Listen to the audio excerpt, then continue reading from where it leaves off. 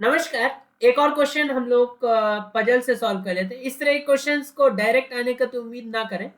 हाँ, कोई एग्जाम में अगर ये छोटे क्वेश्चंस के रूप में आ जाए तो मैं इनकार भी नहीं कर सकता, लेकिन इस क्वेश्चन का मेन मोटिव है आप सीखे पजल को सॉल्व करना, क्योंकि छोटे छोटे क्वेश्चन से ही कॉन्सेप्ट क्लियर होते हैं।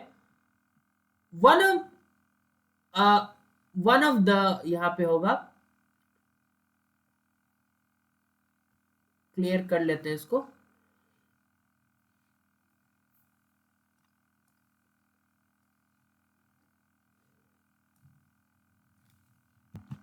तो वन ऑफ द 7 सब्जेक्ट्स, जो कि सब्जेक्ट्स के नाम लिखे हुए ऑब्वियसली 7 सब्जेक्ट होंगे, taught 1 day each in a week starting from Monday and ending on Sunday, मतलब 7 दिन 7 subject.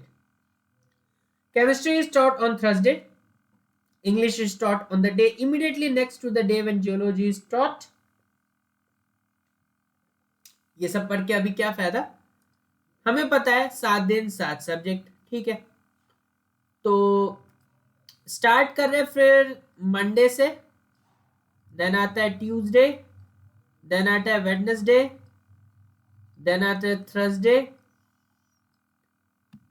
Then Friday, and then Saturday, and then Sunday. यही ऑर्डर रखना है, ऐसा नहीं कि आप ऊपर ट्यूसडे से चालू कर दे कहीं पे, ठीक है। अब chemistry is taught on Thursday, बहुत बढ़िया बात। Chemistry is taught on Thursday not Tuesday, तो यहां पे आ गया केमिस्ट्री, ठीक है। English is taught on the day immediately next to the day when geology is taught, ठीक है। ये एक हिंट की तरह हो गया कि जब भी जियोलॉजी करेंगे उसके बाद हम लोग इंग्लिश कर लिया करेंगे, ठीक है। Geology English is taught on the day immediately next when geology is taught. English is taught neither on Tuesday nor on Saturday, जो चीज नहीं करते उस दिन को, यहाँ एक ही चीज है, सब्जेक्ट ही है, तो उसको हम लोग लेफ्ट में लिखते हैं। दैट मीन्स ट्यूसडे को और सैटरडे को इंग्लिश नहीं पढ़ाया जा सकता, ठीक है। इसके बाद only one lecture is held between chemistry and botany.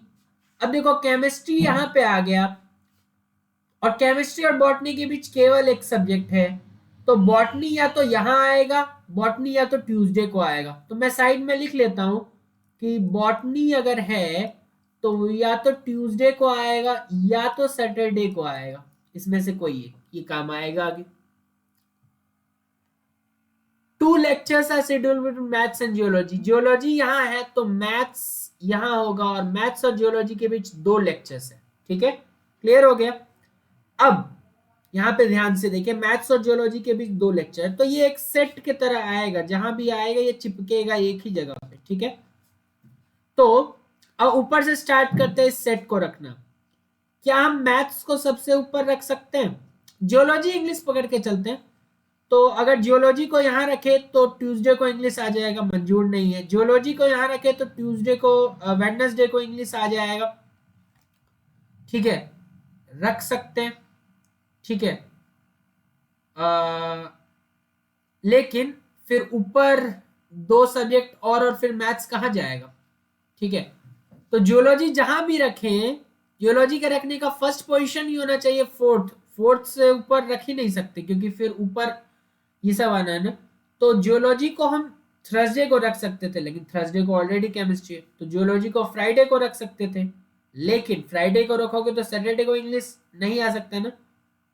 तो क्या करोगे, जियोलॉजी को या तो आप रख सकते हो सैटरडे को या तो आप रख सकते हो संडे को, ठीक है। अगर आप जियोलॉजी को रखते हो सैटरडे को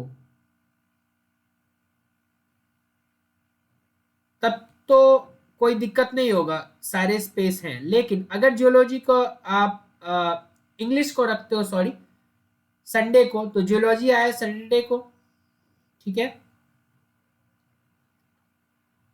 फिर 2 गैप, एक सेकेंड, अगर मैं इंग्लिश को यहां रखता हूं, फ्राइडे को तो जियोलॉजी रख नहीं सकते क्योंकि उसके नीचे फिर इंग्लिश आ जाएगा। जियोलॉजी यहां रख सकते हैं, देन यहां इंग्लिश आएगा, ठीक है। फिर ऊपर 2 खाली और फिर मैथ्स आएगा, ठीक है। यही पॉसिबिलिटी है ना। सैटरडे संडे ही पॉसिबिलिटी था जियोलॉजी के लिए, क्योंकि ऊपर का हम लोग सब कुछ ट्राई कर चुके। देखो थर्सडे से ऊपर रख नहीं सकते थे, पहला बात। फ्राइडे को रखते तो इंग्लिश यहाँ नहीं आ पाता। अब या तो आप सैटरडे को रखो या तो संडे को रखो, दो ही पॉसिबिलिटी था। अगर आप रखते हो यहां पे, ये रख दिया जियोलॉजी, ये रख दिया इंग्लिश, इससे नीचे आप जियोलॉजी रख भी नहीं सकते थे, ठीक है। अब यहां रख दिया तो 2 गैप छोड़ के यहां फिर मैथ्स आ जाएगा, ठीक है, क्योंकि ये एक सेट के साथ आता। और फिर यहाँ पे मैथ्स आ गया, तो एक और चीज था, ट्यूसडे या सैटरडे को हमारे पास बॉटनी आएगा। सैटरडे ऑलरेडी फिल्ड हो चुका है, तो यहाँ पे आ गया बॉटनी। और कुछ इन्फॉर्मेशन है, 2 lecture schedule. Statistics is neither taught on Monday और संडे। स्टैटिस्टिक्स मंडे को नहीं रख सकते तो फ्राइडे को तो रख सकते हैं, तो फ्राइडे को स्टैट, एक सब्जेक्ट जो बच गया जो कि फिजिक्स है वो मंडे को पढ़ाएंगे। क्लियर हो गया। एक ही चीज था कि ये सेट में आएगा, ठीक है। तो मैंने बोला कि जियोलॉजी इंग्लिश को पकड़ के चलो। क्या जियोलॉजी मंडे को रख सकते हैं? बिल्कुल नहीं, क्योंकि ट्यूसडे को इंग्लिश आ जाएगा। क्या जियोलॉजी यहां रख सकते हैं? बिल्कुल नहीं, क्योंकि उसके ऊपर 3 सब्जेक्ट आना है, तो यहां भी नहीं। क्या जियोलॉजी यहां रख सकते हैं? नहीं, क्योंकि उसके ऊपर 3 प्लेस होना चाहिए। क्या जियोलॉजी यहां रख सकते हैं? नहीं, ओवरलैप कैसे करोगे। क्या जियोलॉजी यहां रख सकते थे? अगर आप यहां जियोलॉजी रखोगे तो यहां इंग्लिश आ जाता, जो कि अगेन नॉट पॉसिबल। तो दो ही चीज आता जियोलॉजी के लिए, या तो सैटरडे या संडे। तो चलो मैं अगर सैटरडे को रखता जियोलॉजी, तो संडे को आएगा इंग्लिश। लेकिन अगर मैं संडे को ही जियोलॉजी रख देता तो इंग्लिश कहाँ जाएगा, समझ रहे हो। इसलिए जियोलॉजी के लिए संडे नहीं, तो एक ही ऑप्शन बचा था जियोलॉजी के लिए, दैट इज सैटरडे। अब जैसे ही जियोलॉजी एक बार फिक्स हो गया, तो हमें पता था कि जियोलॉजी फिक्स होने के बाद वो अपने साथ इंग्लिश को अपने नीचे लाएगा। 2 जगह बचेगा, मैथ्स उसके ऊपर आ जाएगा, ठीक है। क्लियर हो गया। मैथ्स आ जाएगा उसके ऊपर। हमने बोला था बॉटनी के लिए या तो ट्यूसडे या तो सैटरडे। सैटरडे ऑलरेडी जियोलॉजी खा चुका है, तो ट्यूसडे आ गया बॉटनी के लिए। स्टैट को हम ना तो मंडे को पढ़ा सकते हैं ना तो संडे को, संडे ऑलरेडी फिल्ड हो चुका है, ठीक है।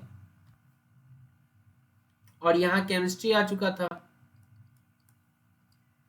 स्टैट मंडे को नहीं, तो स्टैट कहाँ, 2 ही स्पेस बचा था, तो स्टैट फ्राइडे को।